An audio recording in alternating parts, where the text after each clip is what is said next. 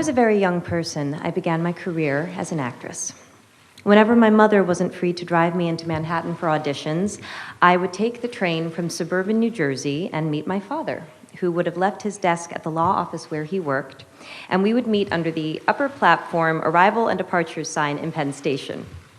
We would then get on the subway together, and when we surfaced, he would ask me, "Which way is north?"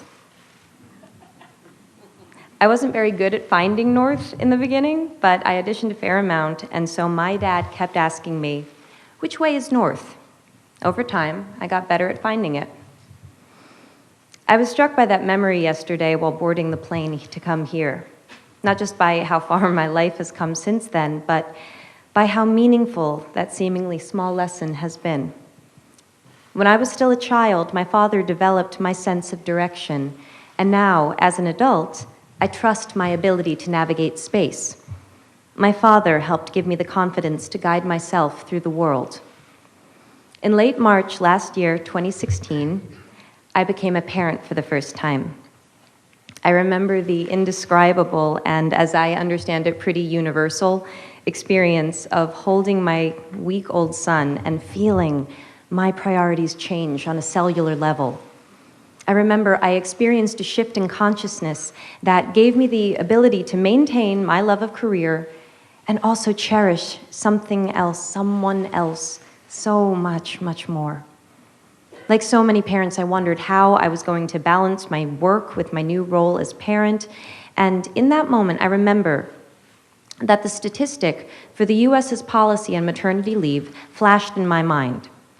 American women are currently entitled to 12 weeks unpaid leave. American men are entitled to nothing. That information landed differently for me when 1 week after my son's birth, I could barely walk. That information landed differently when I was getting to know a human who was completely dependent on my husband and I for everything, when I was dependent on my husband for most things, and when we were relearning everything we thought we knew about our family and our relationship. It landed differently. Somehow, we and every American parent were expected to be back to normal in under 3 months. Without income? I remember thinking to myself, if the practical reality of pregnancy is another mouth to feed in your home, and America is a country where most people are living paycheck to paycheck, how does 12 weeks unpaid leave economically work? The truth is, for too many people, it doesn't. 1 in 4 American women go back to work 2 weeks after giving birth because they can't afford to take off any more time than that. That's 25% of American women. Equally disturbing, women who can afford to take a full 12 weeks often don't, because it'll mean incurring a motherhood penalty, meaning they will be perceived as less dedicated to their job and will be passed over for promotions and other career advancement. In my own household, my mother had to choose between a career and raising 3 children, a choice that left her unpaid and underappreciated as a homemaker, because there just wasn't support for both paths. The memory of being in the city with my dad is a particularly meaningful one, since he was the sole breadwinner in our house, and my brothers and my time with him was always limited by how much he had to work. And we were an incredibly privileged family. Our hardships were the stuff of other families' dreams. The deeper into the issue of paid parental leave I go, the clearer I see the connection between persisting barriers to women's full equality and empowerment and the need to redefine and in some cases destigmatize men's roles as caregivers. In other words, thank you.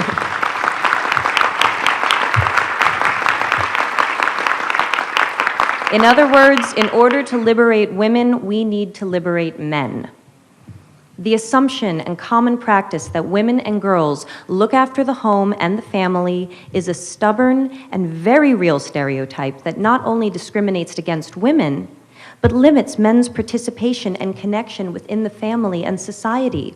These limitations have broad-ranging and significant effects for them and for the children. We know this.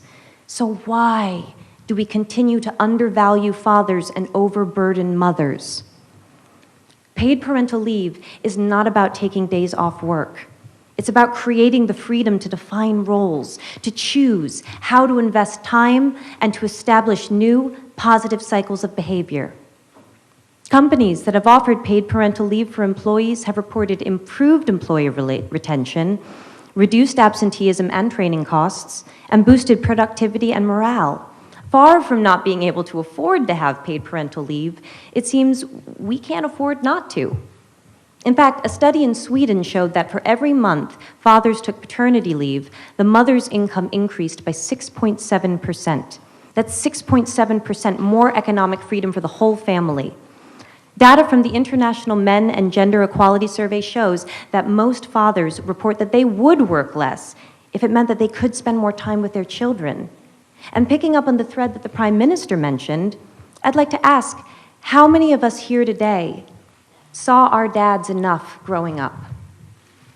How many of you dads here see your kids enough now? We need to help each other if we are going to grow.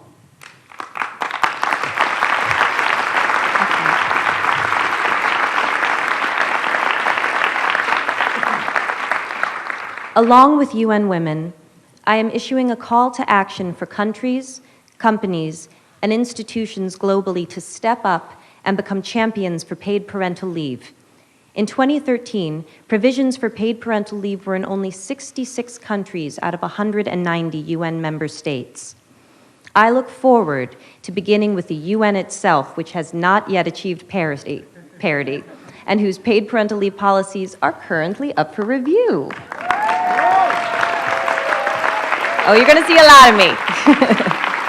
Let us lead by example in creating a world in which women and men are not economically punished for wanting to be parents. I don't mean to imply that you need to have children to care about and benefit from this issue. Whether or not you have or want kids, you will benefit by living in a more evolved world with policies not based on gender. We all benefit from living in a more compassionate time where our needs do not make us weak. They make us fully human. Maternity leave or any workplace policy based on gender can, at this moment in history, only ever be a gilded cage. Though it was created to make life easier for women, we now know it creates a perception of women as being inconvenient to the workplace. We now know it chains men to an emotionally limited path, and it cannot, by definition, serve the reality of a world in which there is more than one type of family. Because in the modern world, some families have two daddies. How exactly does maternity leave serve them?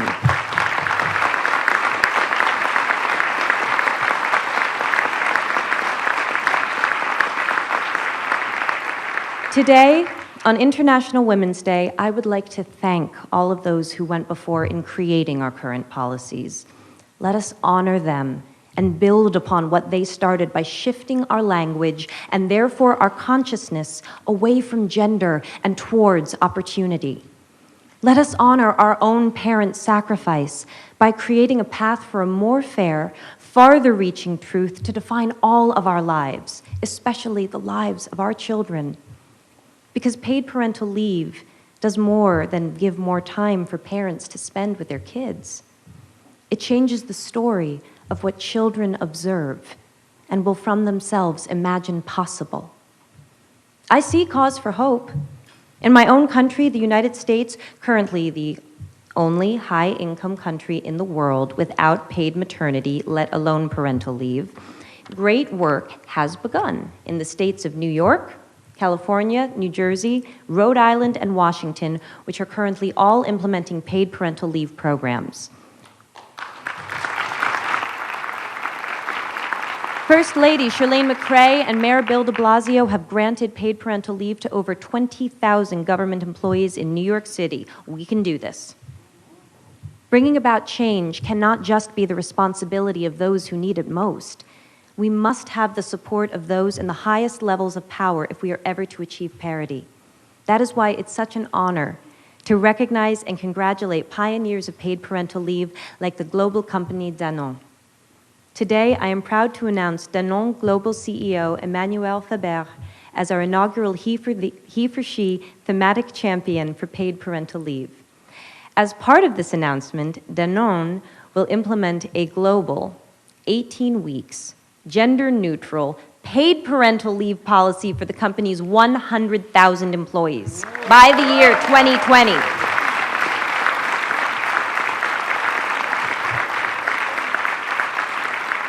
Monsieur Faber, when Ambassador Emma Watson delivered her now iconic He for She speech and stated that if we live in a world where men occupy a majority of positions of power, we need men to believe in the necessity of change, I believe she was speaking about visionaries like you. Merci. Imagine what the world could look like 1 generation from now if a policy like Danone's becomes the new standard. If 100,000 people become 100 million, 1 billion, more. Every generation must find their north. When women around the world demanded the right to vote, we took a fundamental step towards equality. North. When same-sex marriage was passed in the US, we put an end to a discriminatory law. North. When millions of men and boys and prime ministers and deputy directors of the UN, the president of the General Assembly, that's what happens when I go off script. When men, like the men in this room and around the world, the ones we cannot see, the ones who support us in ways we cannot know but we feel, when they answered Emma Watson's call to be he for she, the world grew. North. We must ask ourselves, how will we be more tomorrow than we are today? The whole world grows when people like you and me take a stand because we know that beyond the idea of how men and women are different, there is a deeper truth, that love is love and parents are parents. Thank you.